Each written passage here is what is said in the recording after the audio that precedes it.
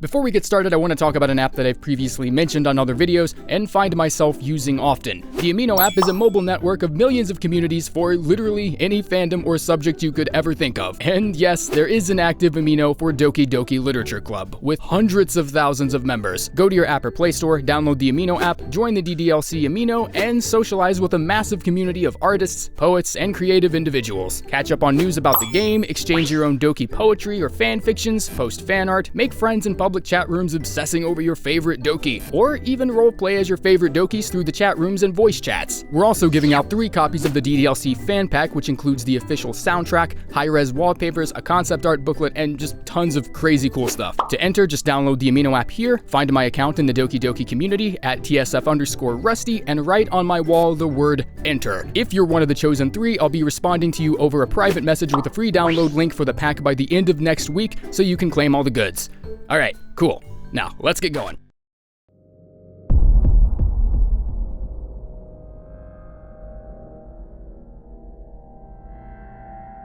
Seven months ago, the psychological horror game wearing the disguise of a visual novel dating simulator, Doki Doki Literature Club, reached over 1 million downloads internationally. The game was released with no previous build-up or any marketing whatsoever, a strategy that I've decided to call the Kojima because it seems somewhat imitative to Hideo Kojima's PT way back in 2014.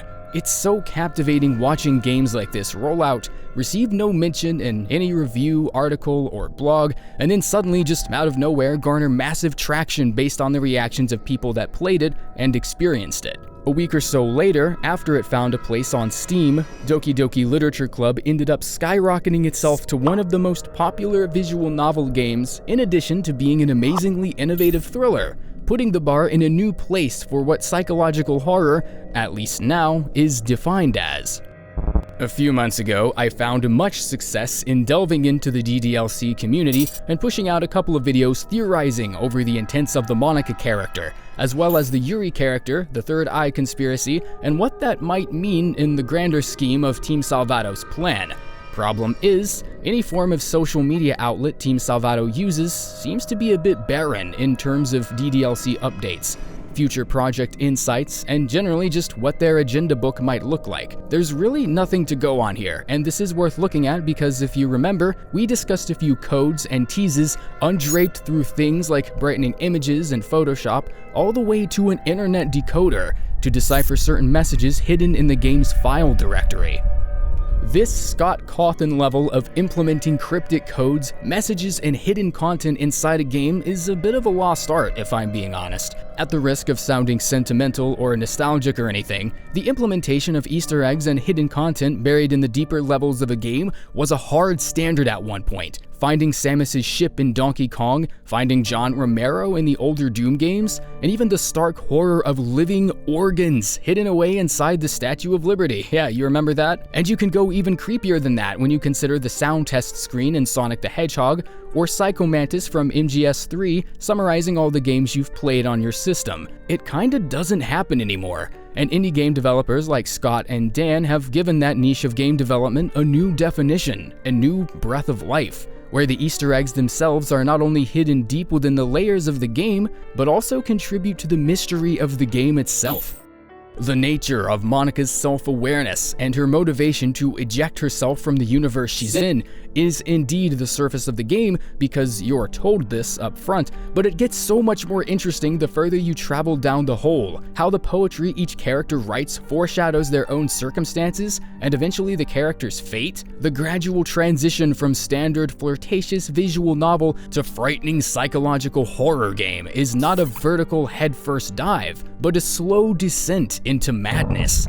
As the characters become more and more fidgety, saying increasingly off-the-wall things in their dialogue with you, the events become real, and the gestures of the characters more unsettling until finally the game decides to commence its full derailment into the insanity that is the second half of Doki Doki. This isn't the first time we've seen this. Even from other indie developers, other games like I'm Scared, Limbo, Yume Nikki immediately come to mind, but none really seemed to match the meticulousness of Team Salvato's storytelling through gentle hints and sometimes clues that involved an online decoder just to figure out the full message being divulged. It's a psychological horror game at its core, not because it knows pacing or how to build suspense or things like that, but because it sometimes anticipates what the player or reader will do and how they'll react to certain situations, and answer this anticipation with a very scary image or a creepy Easter egg that you otherwise wouldn't find if you played the game passively. Throw in a couple redacted poems, blotted out pieces of paper, salted in with a few jump scares to keep you interested, and you've got a pretty frightening game on your hands. There was one certain scene that I distinctly remember affecting me for a while, and that was the scene towards the climax of the second half of the game, where Yuri suddenly excuses herself and runs out of the classroom at a more hastened pace than usual. The segment is followed by dialogue Monika gives you that asks you to stop enabling Yuri. It's the same conversation you had with her during the first part of the game. A shocking conversation, yeah, but nothing of interest if you've already seen it, which entices the player to take advantage of the skip function. However, fast-forwarding too much and attempting to bypass the scene completely will give you this image right here, accompanied with a glitched and distorted audio track that makes it seem as though you've done something to cause the game to behave in a way that it shouldn't. This also opens the window to new dialogue with Monika that you couldn't previously access.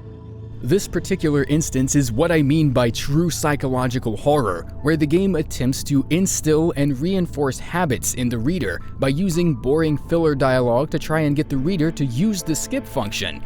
The game then anticipates this from the reader the second time around and strategically places a scare in one of those spots, creating a distinct and dreadful feeling of being under constant surveillance, instilling a sensation of paranoia into the reader, which is then fortified by random patternless occurrences such as Yuri's eyes slowly levitating off of her body and into the space in front of her, or Natsuki's face suddenly being sucked into digital oblivion. Nothing really happens with any rhyme or reason, but the randomness of some of the occurrences is just enough to give slight variance to any one playthrough of the game, which only heightens the already debilitating sense of paranoia and dread. Dan Salvato is playing a mental game with you as a reader, testing your reaction to certain events and anticipating what you will do in response to seeing certain scares. And what's weird is, most of the time, he calls it dead on. There are still, in fact, Easter eggs and references to certain things in the game that are still being discovered, much like the Calendar Man's room in Arkham City that took a full year after the game's release to find, or the final God of War Easter egg that developers are insisting hasn't been found yet. This actually makes me feel much better about the future of the game, despite Team Salvato's scarcity of updates and plans for future projects. The more layers a game has, the more likely it is for someone to eventually find something that was left under the rug and bring it back into the spotlight, even if only for a few days, after this game has for sure gotten its share of negative promotion in the past few weeks. But I believe Team Salvato's final decoded message might still hold some weight. Monika's monologue to you after all of the events in the game have taken place, and presumably after you figured everything out, it is ended with, "It's time to be a fucking hero. Both of us," concluded with the number 2018 at the bottom of the message as a sort of sign-off. Insinuated to be a follow-up date of some sort, this has left the DDLC community in great anticipation for an upcoming project from Salvato that, so far, at least to my knowledge, has received little or no mention publicly, or, for that matter, might not even exist. Heightening the psychological horror bar, as Team Salvato has definitely done, probably warrants some off days, but as the months dwindle, fan anticipation is beginning to reach a sort of silent high, where everyone kinda stopped playing the game, but they're still active in the community, waiting for another product to suddenly, spontaneously appear in the Steam store with no real explanation. In revisiting the overwhelming genius of Team Salvato's Literature Club visual novel, the details and finesse of the execution has only throttled my excitement for whatever comes next, and I truly hope and believe there will be a next very soon. If this is the foundation of which the team continues to build upon, that could only mean good for the DDLC community. Until then, the only thing we can really do is wait anxiously and try our best to prepare ourselves for the second round of brain fuckery Salvato has planned. Thanks for tuning into The Forge, and please subscribe, give the bell a nice loud ring so you never miss another video again. Until next time, much love, see ya.